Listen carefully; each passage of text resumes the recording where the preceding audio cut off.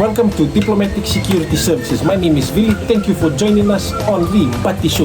With me, I have Mr. Mark Louis Watson, the former PSO of the US Embassy here in Fiji, and the man responsible for showing me what to do and how to do it. Without further ado, we don't have much time on our checklist, but I'll now hand it over to Mr. Mark Louis Watson to please introduce himself. Bula, and hello to all my fellow guards that used to work for me at the US Embassy here in Fiji. Just to give a little background, I used to be a US Marine security guard, where I started working as a Marine guard at US embassies. After that, I became a police officer. I'm now a retired police officer, attending 2 different police academies.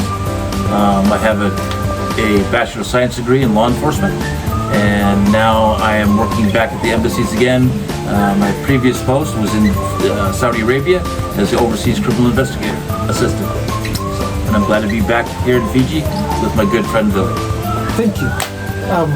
Mr. Mark, sir, during your time in Fiji, when you first came to Fiji, and with regards to how you saw security, what was one of the main reasons that made you implement the structure and the security procedures that you conducted back then? Well, one of the things I did is at first I started observing what was being done for the security of the embassy and understanding the requirements the U.S. Embassy has in the protection of its building, its personnel, and its staff. I noticed that there were some things that that the guards weren't trained properly in. For example, the guards had PR-24s, but none of them knew exactly how to use it. They did not know the PR-24 is a deadly weapon, and if you're not properly trained in use of it, you can kill somebody with it, or they can get themselves hurt. Also, I noticed that the policies and procedures that were being implemented by the guards was from almost a decade prior to my arrival, and for the embassy when it used to be downtown Suva, not the new embassy. So then I realized that things had to be changed, and we had to upgrade everything and bring it up to stuff to protect the new embassy on Princess Road. Princess Road, yes, sir. Thank you. So, what was the next step that you did? Because when you came to the American Embassy, I was just a rookie. I was one of the... You still are. Still are, yes, sir. I'm still very true, sir. Still am. Still learning as I'm going. So, when you first came in, sir, and I saw everything that you were doing, it kind of motivated me to actually learn and try to be the best at what I did. But my next question is, how did you how were you able to identify the FTO positions that you introduced into the American Embassy with field training officers? Field training officers as well. A field training officer is used in law enforcement. Once a police cadet goes to the police academy and graduates and becomes a police officer, after 26 weeks of training, they also then have to spend 14 weeks with another police officer in the same police car. And that officer is considered a field training officer.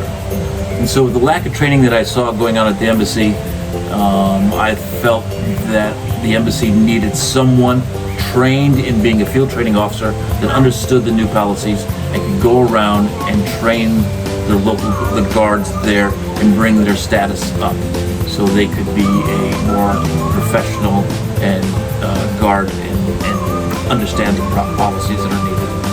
Thank you, sir. So during one of our conversations, you stated the need for empowerment. Yes. Empowerment for security officers. Yes. Was that one form of empowerment that you implemented by introducing an FTO? Yes. Field training officer? Yeah, the FTO field training officer, he goes around and he trains the guards in the policies of the building or the agency that they're guarding.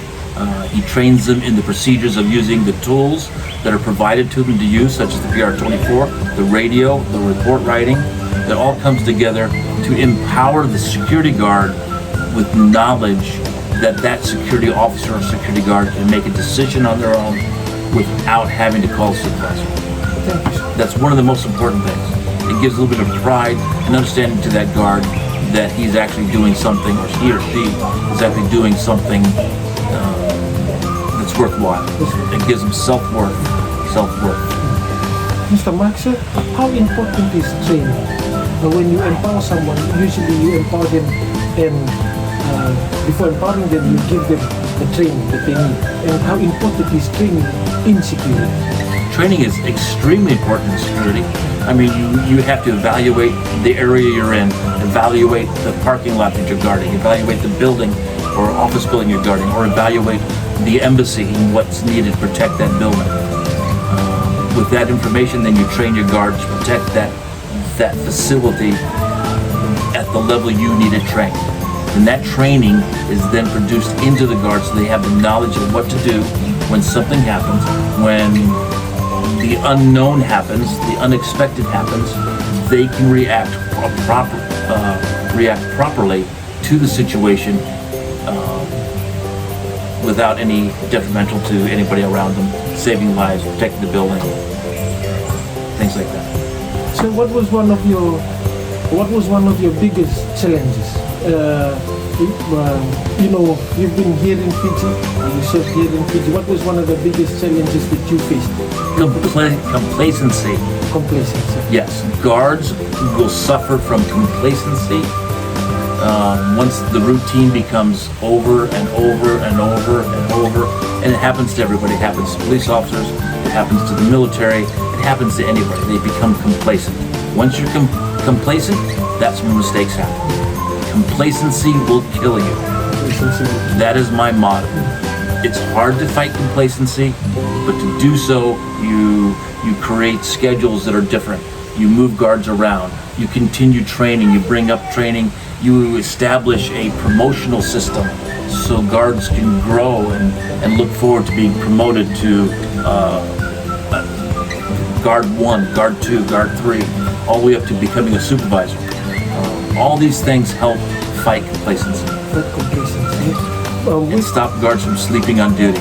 If you catch a guard sleeping on duty, he should be fired immediately. That is one of the big red flags. Yes. Red flags of security. Big red flag, yeah. Have you He is no good to himself. He is no good to his fellow guard. He's putting his life in danger. And what really makes me angry is he's putting his fellow guard in danger. Because he only cares about himself and goes off and sleeps. Get rid of him. Mr. Maxwell? Sorry. With that said, have you ever come across guards sleeping? Yes. And it will also all come down to whether the guards know how important their roles are. Yes. Yes. And how important do you think a company should emphasize to security officers that they are important to not only their clients but themselves too? True. I mean, if you're guarding a facility and if someone is planning to attack that facility, rob it, steal it, do damage to it, they're going to look at the security first. They're going to see what the security guards are doing. If they see the security guard sleeping, they'll find a weakness. And the security guard sleeping on duty is a weakness. A security guard who doesn't report to duty on time is a weakness. A security guard who eats his lunch while at post and watches TV or listens is a weakness. Then the bad guy, he is going to take advantage of that, and that's where the problem's going to arise. Mr. Maxwell, so with that being said, do you believe that if a security fails, if he cannot protect his client or their side from a robbery, then he gives the police a job to do? Harder job. Yes. Harder job. Okay, yeah. First off, if a security officer could do everything perfectly and still have an issue with a bad guy breaking into a building. Okay, let's make that clear. You can do everything you can, but if the bad guy wants to get in, he's going to get in. Another philosophy we had is that a lock only keeps out honest people. If a bad guy wants to get in, he's going to get in. The job of the security officer is to stop him as soon as possible. If that security guard is sleeping on duty and the guy gets in and gets away with everything, yeah, of course, the law enforcement that respond, they're going to have a harder job trying to track this guy down. Because they're going to turn to the security guard and say, what happened? Either the security guard's going to say, well, this is what happened, 1, 2, 3, 4, 5, 6, 7, 8, and it's in my report. Here you go. Or the security guard's gonna go, don't know. And the security guard's gonna go, don't really want to say to her I was sleeping, but yeah, I don't know what happened. So yeah, it's terrible. Yeah, You just make work harder for much harder. Yeah. So it is.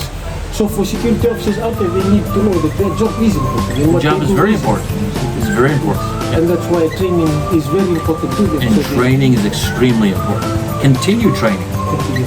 Just because they're trained once doesn't mean that's it. Yes. I mean, you have to have a training program that continues, a refresher program. You train somebody in the use of a PR-24. Well, that's great, but 6 months later, be honest with you, a guard is not going to be sitting there practicing with his PR-24 daily. They're going to lose that skill. So then you bring back the training again. It's a refresher course. So you have a refresher course in the PR-24. You bring the guards back in. You have a refresher course on the new laws that have been implemented, or the new policies that the company has created. And you train the guards in there. And then just go over and over and over, and it becomes muscle memory. So that's what you want, is muscle memory when something hits the fan, so the guard doesn't have to sit there and think about it. What should I do now? He's going to react, he or she's going to react, and they're going to react properly. Muscle memory. Yep. From Diplomatic Security Services, thank you for joining us on the Bati Show. Today we've covered how important security officers are, how training is the most important criteria in a security officer's daily interactions with regards to engaging in their operations. So, from Will Vinakavalev and Mr. Mark Lewis Watson, My pleasure.